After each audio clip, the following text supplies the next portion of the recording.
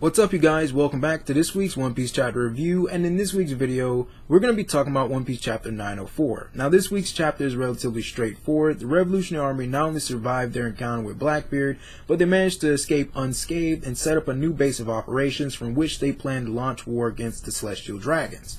Now, while Sabo and Dragon are talking strategy and tactics, the four Revolutionary Army commanders are helping the citizens of the Lucia Kingdom fight against Peachbeard, one of Blackbeard's subordinates. Now, the four Revolutionary Army commanders are the Okama giant Morley, Karasu, Lindbergh, and Bello Betty. Now, my favorite Revolutionary Army commander right now is Karasu. I like his character design and also like his personality quirk of forgetting to turn on his speakers. Not only that, but I also like the obscurity of his devil fruit and how its unique characteristics don't allow it to be classified specifically in one category yet.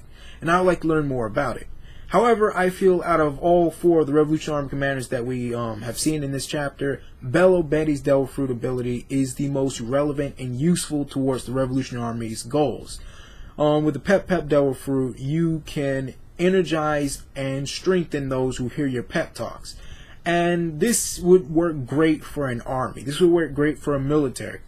This would work great for basically starting a revolution to overthrow governments.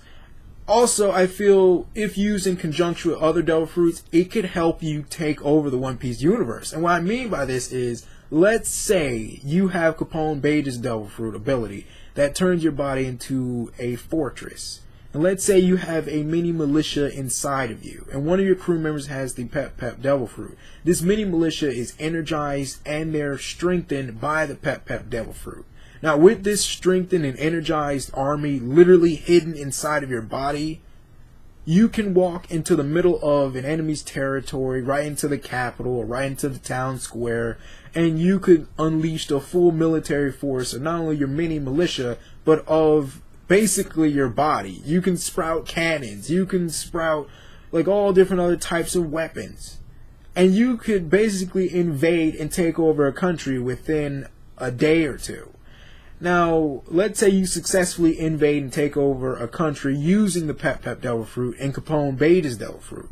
Let's say you have another crew member with Sugar's Devil Fruit ability. To ensure your rule, to ensure your government, to ensure your tyranny and dictatorship, you could use Sugar's Devil Fruit ability like Doflamingo did to turn your political and military rivals within the country into toys.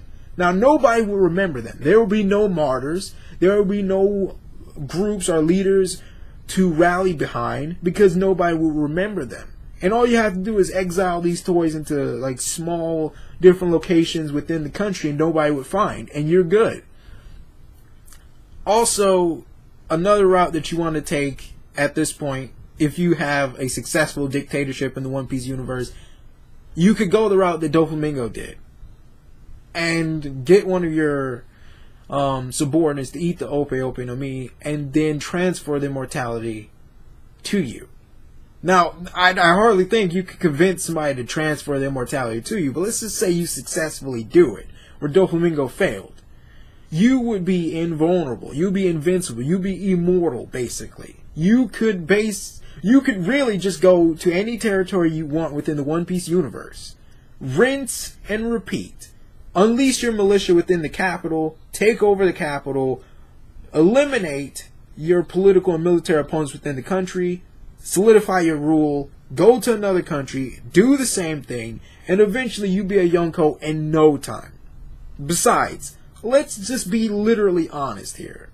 If you had Capone Bege's Devil Fruit ability, the Pep Devil Fruit backing up and strengthening your army, and then you have the Ope no Mi's immortality granted upon you, you wouldn't have to worry about assassination. You wouldn't have to worry about a one-on-one fight, because the moment anyone tries to run up in your shit, you have a mini militia right there. You're about 40 deep. You're about 1,000 deep the moment your opponent tries to even touch you with an attack. And they're going to be right there.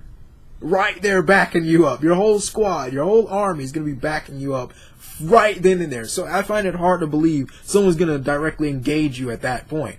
But I feel like there are better Devil Fruit combinations that could be used to take over the One Piece universe, and if you guys have any in mind, you should comment those below. On top of that, I feel like the 4 Revolutionary Army commanders, they are correct when they told Peachbeard that Blackbeard doesn't care about his subordinates, but I think there should be a clarification to that. He cares about his day one crew. They were there from day one. They are his ride or dies. And not only that, but you have to remember, he went to great lengths to get the rest of the crew members that he recruited impelled down. So I think he gives a large amount of shit about them too. However, we should also remember that after Marineford, he told Jewelry Bonnie that she wasn't strong enough to join his crew. Now, if Jewelry Bonnie, with a Devil Fruit ability that's pretty useful in a lot of situations, wasn't strong enough to join his crew, what makes this 50 million berry pirate with no Devil Fruit ability that got taken down by a bunch of freaking citizens of a kingdom whose leaders weren't even there? Like, what makes him think he's gonna be rescued or avenged by Blackbeard? Blackbeard didn't give 2 shits. He didn't give 2 shits about Burgess. Burgess had to call in for reinforcements. They didn't just automatically search for Burgess.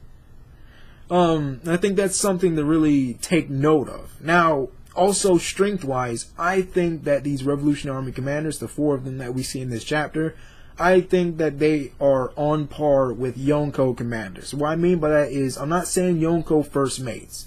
There's a difference. I'm saying Yonko commanders. I'm saying they might be on par with Smoothie. They might be on par with Jack the Drought, or slightly below. But I'm more likely leaning to on par with them. Now Sabo, he's definitely at least Yonko first mate level. This guy fought Jesus Burgess and casually defeated him. He played with and sparred and traded blows with Fujitora like it was nothing. Now, it just makes me wonder, like, how strong is Dragon? Because we haven't seen him do anything physically speaking, and we haven't seen him show any abilities so far. There have been some coincidences, and there are theories going on about what his abilities could be, but this guy has to be immensely powerful. He has to be at least Yonko level to be having subordinates like this. Either that, or I can't picture him not being as strong as Yonko at this point.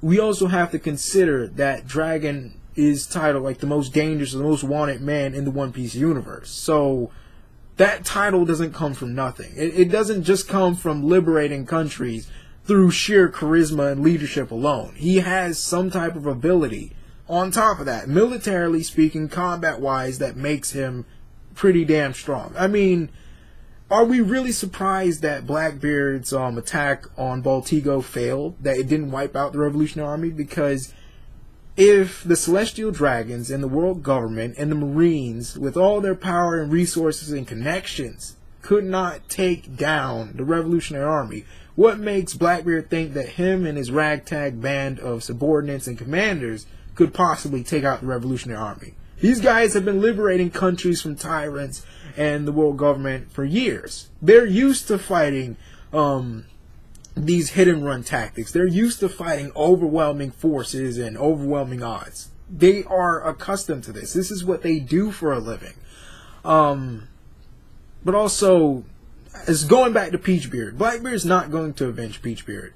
1, he wouldn't care enough to do it. 2, Blackbeard is a man of the bigger picture. He has the long term in mind, and he's not going to risk putting himself or overextending himself to a position that shows weakness. Think about it. He sat on Whitebeard's crew waiting for the Devil Fruit that he wanted. Then he killed the person and then got to freak out. He was willing to become a Shichibukai just long enough to get into Impel Down and then recruit the powerfulest crew members that he could. He waited till Whitebeard was wounded enough, and then he decided to fight Whitebeard and then take his Devil Fruit ability. He was smart enough afterwards that when Shanks arrived, he said, "Nah, I'm not gonna do it." He was smart enough that when Admiral Akinu was chasing after him after Marineford, he was thinking, "I'm not gonna do this. I don't want this fight right now. I'm not ready for this type of fight right now." Blackbeard is smart enough to know when to walk away. He's smart enough to know when to wait. I don't think he's going to risk extending himself to protect some scrub pirate that got defeated by citizens. Now, granted, they were backed up by the Revolutionary Army, but the Revolutionary Army just did kind of like, just kind of like the supporting work here. They took away some weapons and everything like that. But if you got defeated by some scrub civilians, I don't think you deserve to be rescued by a Yonko. We have to consider the only people that give that type of a fuck is Doflamingo, and he almost killed Bellamy, not because Bellamy. He almost killed Bellamy not because Bellamy was defeated by Luffy, well, because he was defeated by Luffy while having his flag.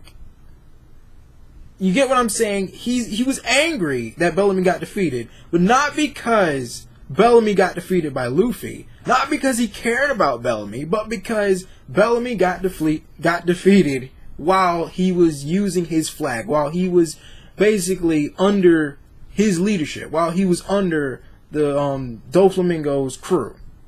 And that's a sign of shame. That's embarrassment in Doflamingo's eyes. You can't have any weaklings under your flag. And I don't think Blackbeard cares enough about that like Doflamingo does to actually go out and get retribution. But this is VM. I kind of flustered at the end because I'm nervous and I've been doing several of these recordings. But comment below what Devil Fruit combinations do you think could take over the One Piece universe, and where would you rank the Revolutionary Army's commanders in terms of power. Bye.